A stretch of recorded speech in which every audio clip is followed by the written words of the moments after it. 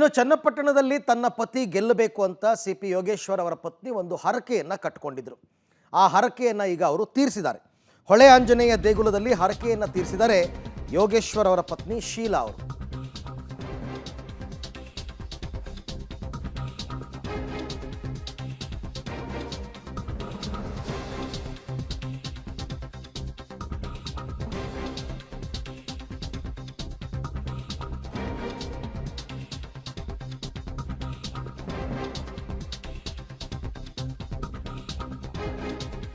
ಚನ್ನಪಟ್ಟಣ ಉಪಚುನಾವಣೆಯಲ್ಲಿ ಯೋಗೇಶ್ವರ್ಗೆ ಭರ್ಜರಿ ಗೆಲುವು ಸಿಕ್ಕಿದೆ. ಹಾಗಾಗಿ ಹೊಳೆ ಆಂಜನೇಯ ದೇಗುಲದಲ್ಲಿ ಹರಕೆಯನ್ನು ತೀರಿಸಿಕೊಂಡಿದ್ದಾರೆ ಯೋಗೇಶ್ವರ್ ಅವರ ಪತ್ನಿ ಶೀಲಾ.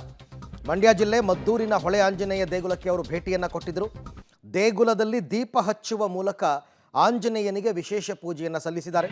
ನನ್ನ ಪತಿಯ ಜನ್ಮಭೂಮಿ ಹಾಗೂ ಕರ್ಮಭೂಮಿ ಚನ್ನಪಟ್ಟಣ ಜನರ ಆಶೀರ್ವಾದದಿಂದ ನನ್ನ ಪತಿ ಗೆದ್ದಿದ್ದಾರೆ ಅಂತ ಅವರ ಪತ್ನಿ ಶೀಲಾ ಅವರು ಹೇಳಿಕೊಂಡಿದ್ದಾರೆ.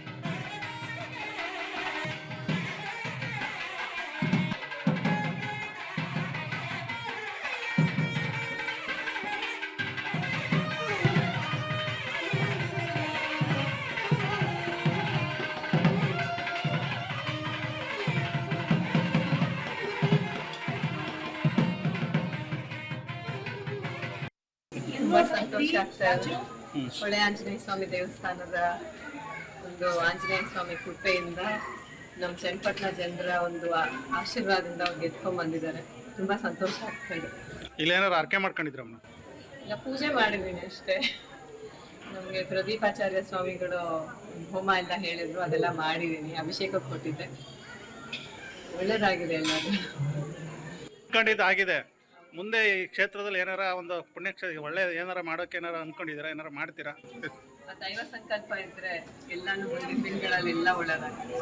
ಬಸ್ ಸ್ಟ್ಯಾಂಡ್ ಕೆಲಸನೇ ಆಗಿರ್ಬೋದು, ಆಮೇಲೆ ರಸ್ತೆಗಳು, ಆಮೇಲೆ ಕೆರೆಗಳಿಗೆ ಚಿರು ಕತ್ತೋಗಿರೋದು, ಆ ಒಂದು ಕೆಲಸಗಳೇ ಆಗಿರ್ಬೋದು, ಆಮೇಲೆ ಜನರ ಕಷ್ಟ ಏನೇನಿದೆಯೋ ಅದನ್ನು ನಿವಾರಿಸ್ಬೋದು. ಯಾಕಂದರೆ ನಮ್ಮ ಪಕ್ಷ ಅಧಿಕಾರದಲ್ಲಿರೋದು ಕಾರಣದಿಂದ ಎಲ್ಲ ಅಭಿವೃದ್ಧಿ ಕೆಲಸಗಳಾಗುತ್ತೆ. ಚನ್ನಪಟ್ಟಣ ಒಂದು ಅಭಿವೃದ್ಧಿ ಹಾದಿಯಲ್ಲಿ ಹೋಗುತ್ತೆ ಅನ್ನೋ ಪರಿಸ್ಥಿತಿಯಲ್ಲಿ ಮಾತು ಪಕ್ಷನೇ ಕೈ.